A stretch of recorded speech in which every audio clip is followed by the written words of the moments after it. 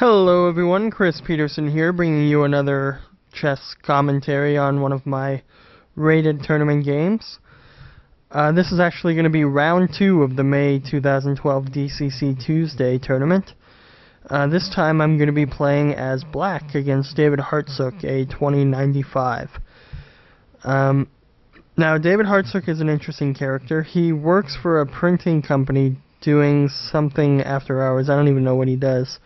So that means usually he can't attend weekend events because of his work schedule and his sleep cycle's all screwed up. But he is a regular at the Denver Chess Club at the Tuesday nights, and he has been for quite some time. And he was one of the few lucky individuals invited to the Colorado Closed a while back.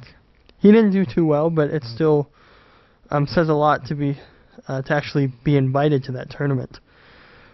He said he dislikes the DCC's Tuesday tournaments, but only because he is slowly bleeding rating points from them.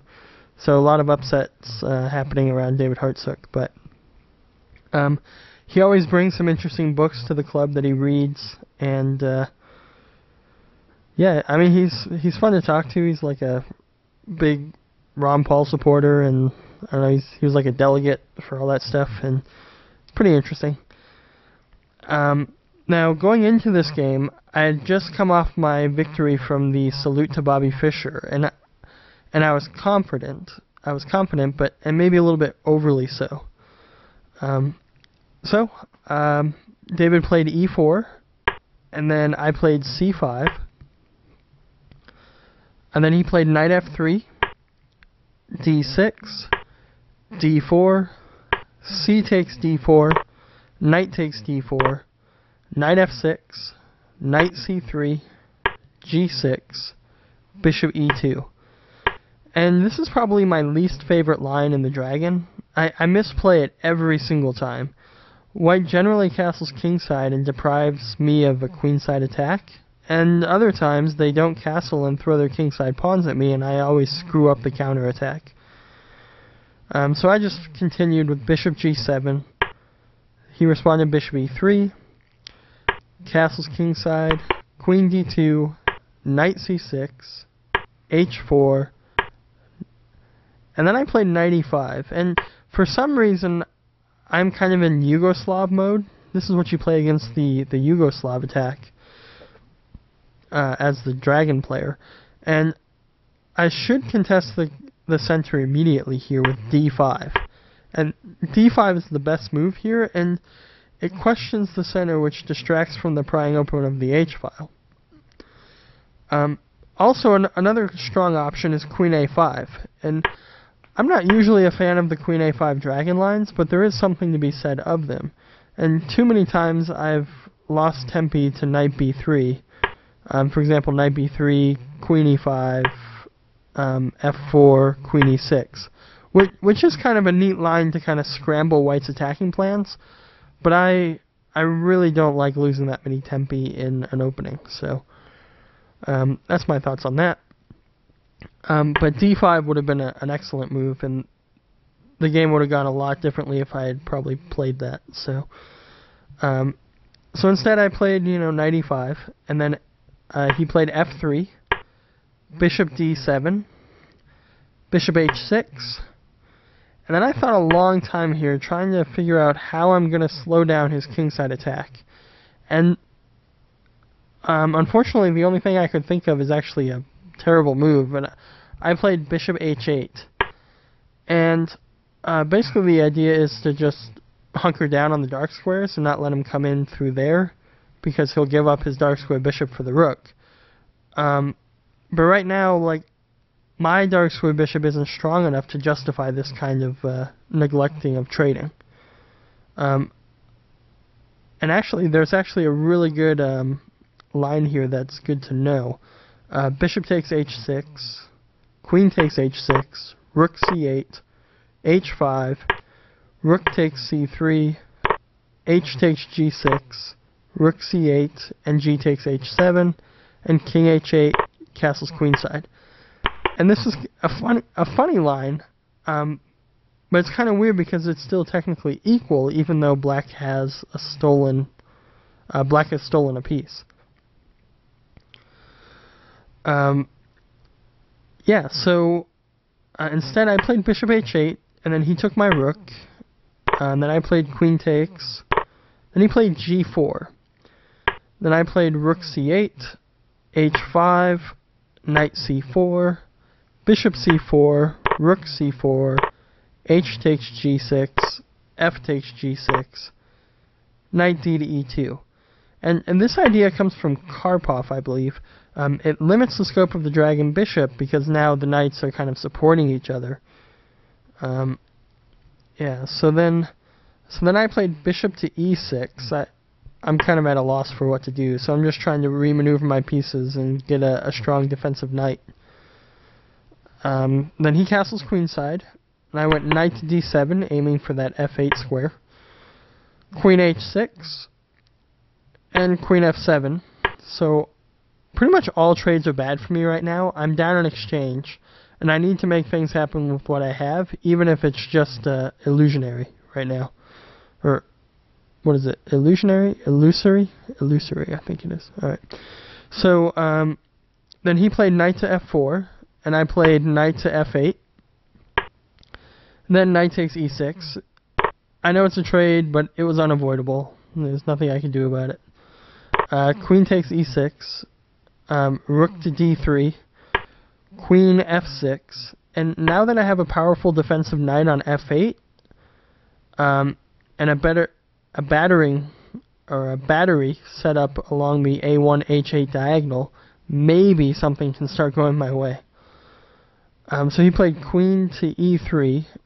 I played b5, f4, b4, e5. D takes e5. And now David played queen takes e5. And this game has basically been a comedy of errors. I totally botched the opening, like, horrendously. And then David blunders here in the middle game. And, like, it's just ridiculous.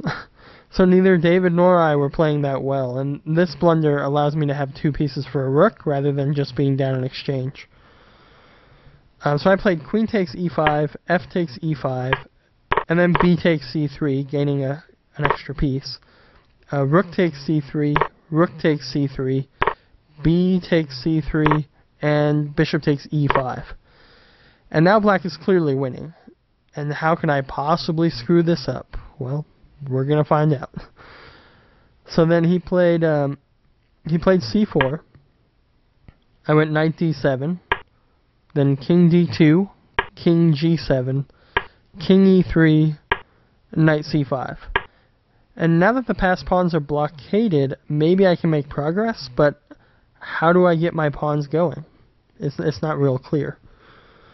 So rook b1, king f6, rook h1, king g7, rook b1, h5, g takes h5, g takes h5, king f3, king g6, rook d1, bishop d6. And I don't want the white rook to get any more active, so that's why I played bishop d6. It kind of shores up my pawn, my knight, and it blocks one of the open files. So he played rook g1 check, king h6, rook g8. I'm going to kind of fly through this portion of the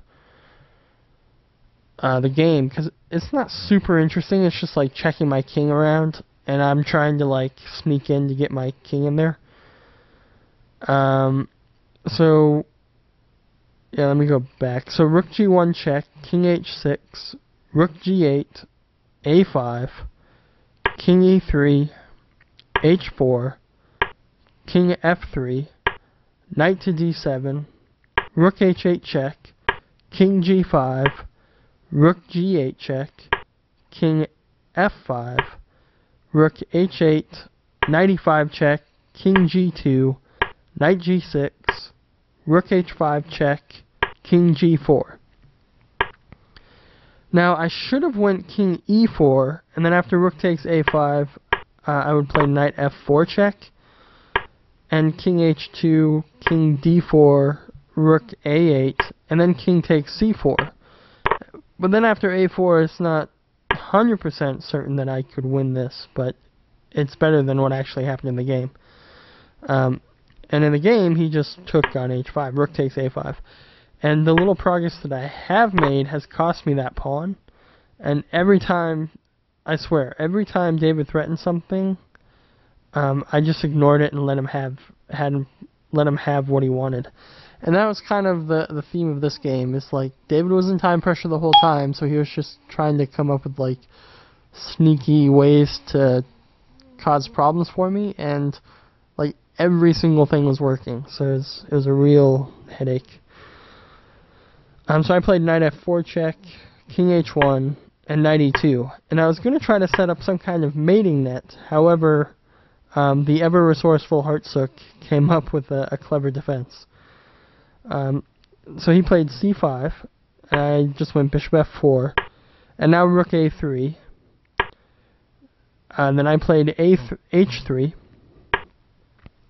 I should just play e5, c6, then e4, and I would have made a lot of progress with this idea, and it probably would have won the game if I had tried that.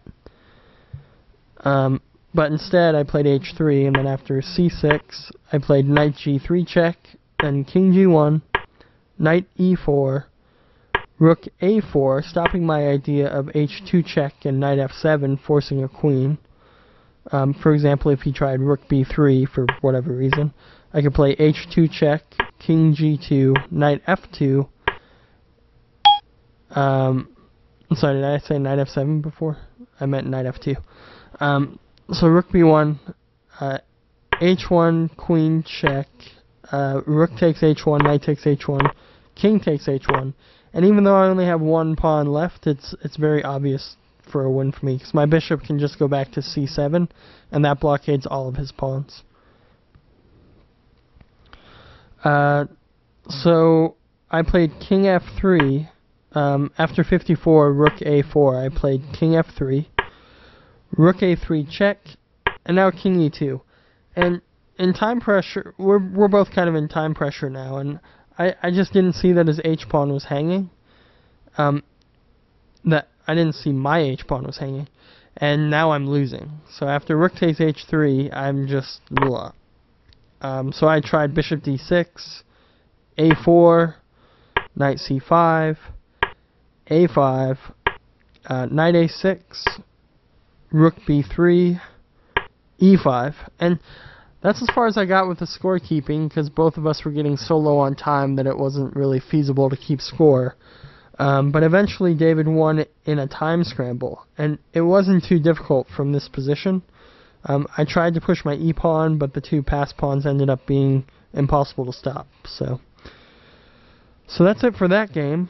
The next game is actually me against Brian Wall. I don't think that game is super interesting, because I just like hung a piece early.